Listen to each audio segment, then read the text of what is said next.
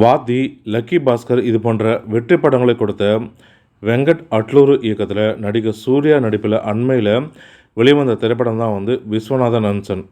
இந்த திரைப்படம் பார்த்தீங்கன்னா ஆகஸ்ட் 15 முன்னிட்டு ஆகஸ்ட் 14ஆம் தேதி சென்ற வாரம் வெள்ளிக்கிழமை அன்னைக்கு உலகெங்கிலும் இருக்கிற திரையரங்களில் வெளியிட்டிருந்தாங்க.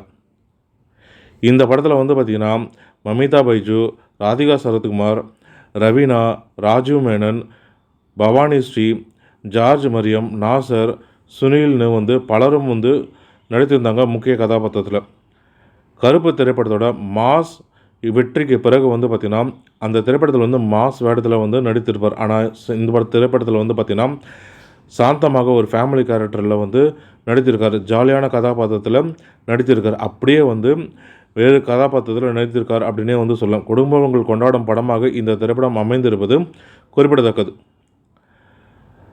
தற்போது சூர்யாவோட விஸ்வநாதன் அண்ட் சன்ஸ் திரைப்படம் வெளியாகி 3 நாட்கள் ஆகிறது. வெள்ளிக்கிழமை, சனிக்கிழமை, ஞாயிற்றுக்கிழமை. இந்த திரைப்படம் பார்த்திங்கன்னா மொத்தமாக 120 கோடி வரைக்கும் தற்பொழுது வரைக்கும் வசூலித்திருப்பதாக தகவல்களும் வெளிவந்திருக்கு. 3 நாட்களில் வெள்ளி, சனி, ஞாயிறு 3 நாட்களில் சேர்த்து இந்த திரைப்படம் 120 கோடிக்கு மேலே வசூலித்திருப்பதாக தகவல்கள் வெளிவந்திருக்கு. குறிப்பாக சொல்லப்போனால் வெள்ளிக்கிழமை அன்றைக்கி பார்த்திங்கன்னா ஆகஸ்ட் 14ஆம் தேதி வெள்ளிக்கிழமை பார்த்திங்கன்னா இந்தியாவில் மட்டும் சுமார் 15.35 கோடி வரைக்கும் தான் வசூலித்திருந்தது. அதே போல் வெளிநாடுகளில் அதற்கு நிகராக 14 கோடி வசூலித்திருந்தது. இதன் மூலமாக கிட்டத்தட்ட 30 கோடி வரைக்கும் தான் முதல் நாள் வெள்ளிக்கிழமை அன்றைக்கி வசூலித்திருந்தது. ஆனால் இதுவே 2வது நாள் பார்த்திங்கன்னா அப்படியே 45% மேலே அசுர வளர்ச்சி அடைந்து இந்தியாவில் மட்டும் பார்த்திங்கன்னா 22.25 கோடிக்கு மேலே வசூலித்திருந்தது.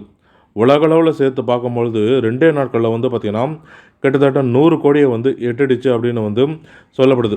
இதை தயாரிப்பு நிறுவனமும் உறுதி செய்யும் வகையில் அவங்களுடைய எக்ஸ் வலைதள பக்கத்துலேயுமே அதை உறுதி செய்யும் வகையில் இது வெளியிட்டும் இருக்காங்க. சனிக்கிழமை அன்றைக்கி ஆகஸ்ட் 15 அப்படின்றதுனால இந்தியாவில் மட்டும் இல்லாமல் வெளிநாடுகளிலுமே பார்த்திங்கன்னா வசூல் அப்படியே எகிரியுது.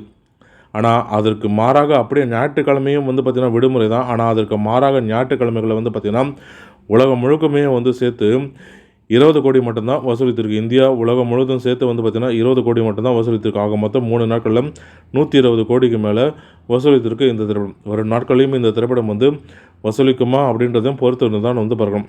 மேலும் இது போன்ற தமிழ் சினிமா தொடர்பான சுவாரஸ்யமான தகவல்களுக்கு தமிழ் சினிமா வீடியோ சேனலை பார்க்கும். நன்றி, வணக்கம்.